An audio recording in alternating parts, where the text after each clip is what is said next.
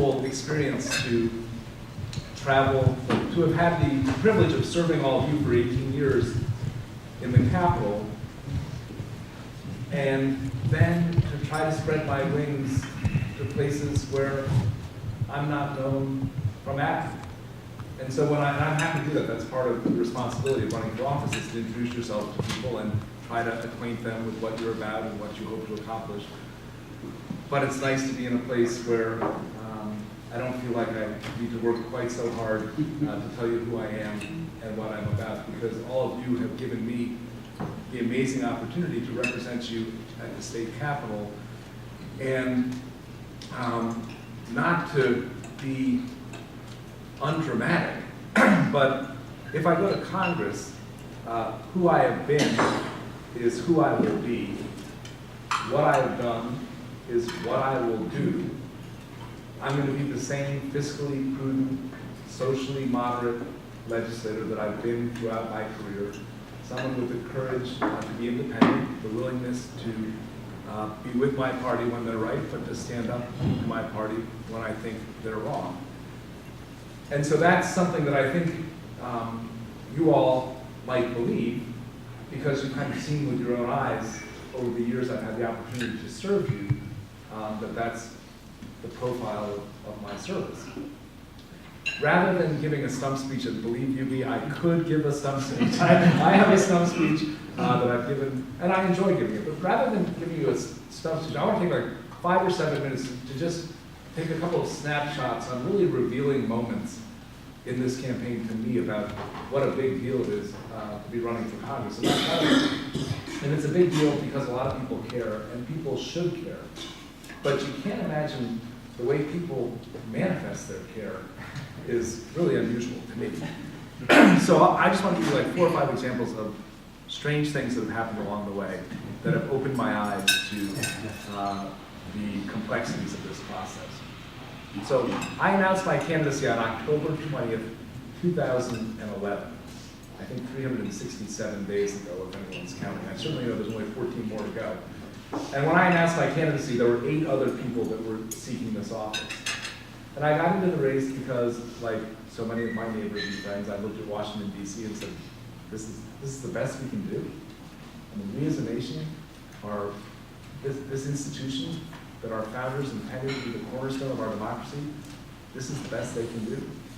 And I hope that I have something constructive to offer to the national debate and also to the institution of Congress. So I jumped in with both feet, with the support and encouragement of my wife and my family. Timing is everything in life, and with there being an open seat, I figured I'd get in. So I began the odyssey on that day, and there are 41 communities in this district that run from Meriden to Danbury to Simsbury to Bethel and points in between. And the first unusual moment I want to share with you, I went through a convention, and then there was a 4-way primary. There's a 3-way primary on the Democratic side, a 4-way primary on the Republican side. And by the way, I am a Republican. I've always been a Republican. For those of you who may remember Evelyn Goodwin, the town clerk in Litchfield, an iconic figure, she said I qualified. I went in there on my 18th birthday, and she looked me over and said, okay, Andrew, you can be a Republican. So I raised my hand, and I became a Republican. But I'm an American before I'm a Republican. I've always been an American first. And I think that the hyper-partisanship that has overtaken our country is extraordinarily counterproductive to advancing the common good, which is what I've always thought public service should be about. So 2 days or 3 days before the Republican primary, my campaign manager tapped me on the shoulder and said, Andrew, a super PAC from Washington, D.C. just sent a check for $200,000 to Channel 3, Channel 30, Channel 8, Fox 61 to run TV ads for the next 3 days before the primary. And I said, well, what's the name of the super PAC? They said, it's the Patriot Majority Super PAC. I'm like, uh-oh, I'm going to be attacked from the right. I knew this was going to happen. It's a Republican primary, and I've got some right-wing organization from Washington, D.C. that's sending money to Connecticut to run TV ads. Well, we did a little more research, and it wasn't a right-wing PAC. It was a left-wing PAC. a left-wing PAC that ran television ads for 3 days saying that Andrew Roraback is a leftist, and no self-respecting Republican would ever vote for him in a primary because he was so far to the left that he was out of touch with the mainstream of Connecticut voters. Interesting. So why would a Democratic super PAC be spending all this money trying to convince Republican primary voters not to vote for me? They did it because they didn't want me to be on the ballot in November. The other party wanted to keep me off the ballot. So we did some research and said, where else did this super PAC spend money in the primary? Missouri, where they ran ads convincing people to vote for Todd Aiken. And they succeeded in Missouri. They got what they wanted, though. The Democratic super PAC wanted Todd Aiken to be the candidate in Missouri because they knew that they would have a much better shot of winning that contest if he was the candidate.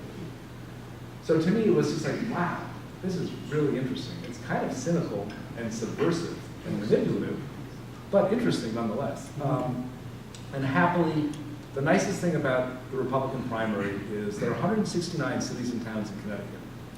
Can anyone guess which town had the highest voter turnout on August 14th participating in the primary? Goshen. All right, yeah, thank you. Goshen, where 60% of registered voters turned out to vote in the primary, which is unheard of. I mean, usually if you get 20, 25%. 60% of registered Republicans turned out in Goshen.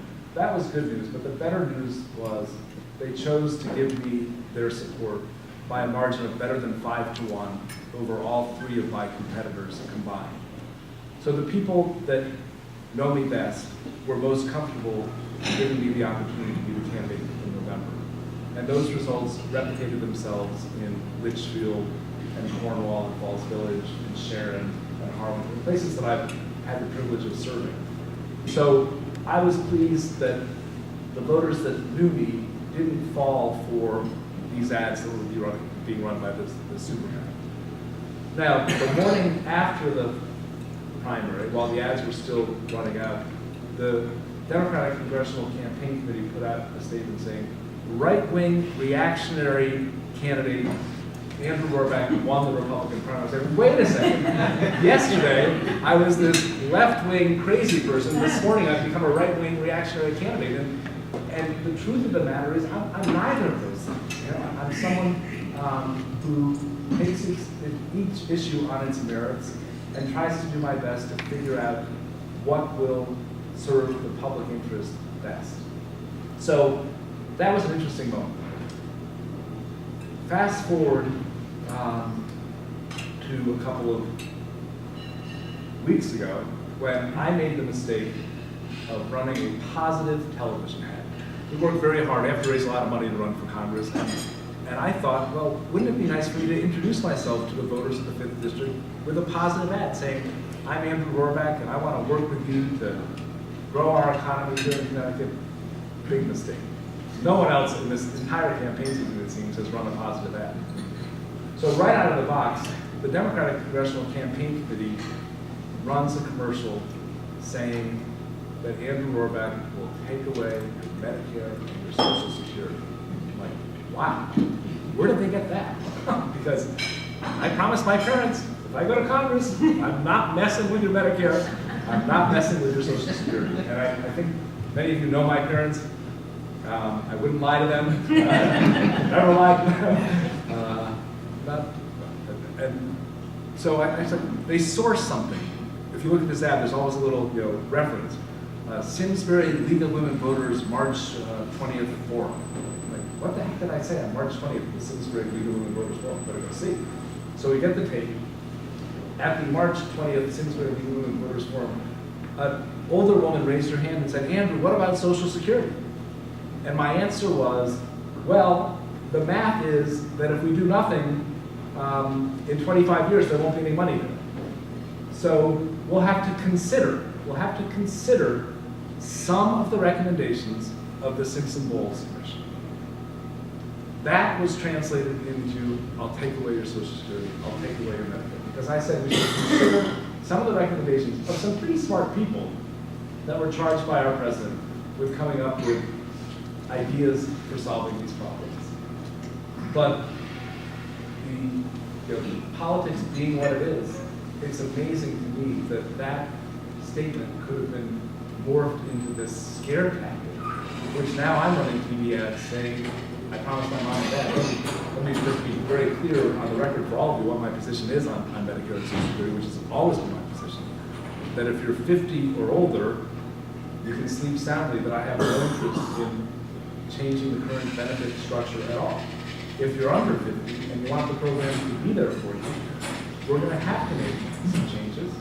And the way to make those changes is for Republicans and Democrats to check their partisan hats and to work something out. Which would be not good, which I'm hoping can be the new norm in Washington, D.C., can be a place where people with different philosophies can work together to find common ground. But I've been in the minority all 18 years I've been in Hartford. I've always been in the minority, so the only way I've been able to get anything done is by finding common ground with people on the other side of the aisle, and that's the only way I know how to work. So, anyways, that was just kind of like a wow moment. And then you see that this outside group is spending $800,000 running these ads. And then I'll have to say it was another interesting moment when about a week and a half ago someone tapped me on my shoulder and said, Andrew, another super PAC has gotten into the act. And I said, really? But it's on your side this time. I said, well, you know what? If there's going to be super PAC spending for my opponent, I'm not going to be upset if someone's helping out my campaign. So now there's a super PAC that's helping in my race on my side, which is pretty good evidence that this is a race that has the attention of people beyond the 5th District here in Connecticut. And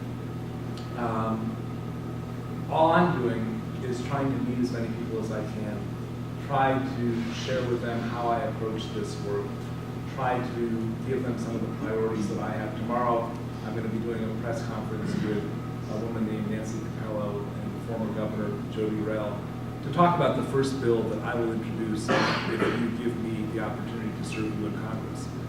And that bill is going to be national legislation modeled on something we've already done here in Connecticut. And that, for women with dense breast tissue, a conventional mammogram is inadequate to detect early stage breast cancer. And in 2007, we passed a bill in Hartford requiring people that administer mammograms to notify women with dense breast tissue, don't rely on a mammogram to give you peace of mind that we have ruled out early stage breast cancer. In 2011, we did one better when we required insurance companies to cover the more intensive ultrasound procedure that will enable early detection of breast cancer in women with dense breasts. And I met this advocate, Nancy Capello, when she was in Hartford, and then I met her this summer at Waterbury at an event, and I said, if I go to Congress, I want every woman in America to enjoy the same protection that women in Connecticut enjoy. And I certainly am prepared to engage in a very spirited debate about the future of this country, but I'm also prepared to continue to do what I've done in the legislature, which is to be around here, listening to people I represent, and trying to act on ideas they have to strengthen our country and to have good ideas translated into law. Most of the laws I've worked on the ideas haven't come from me, they've come from you. And that's the way it should be in a democracy.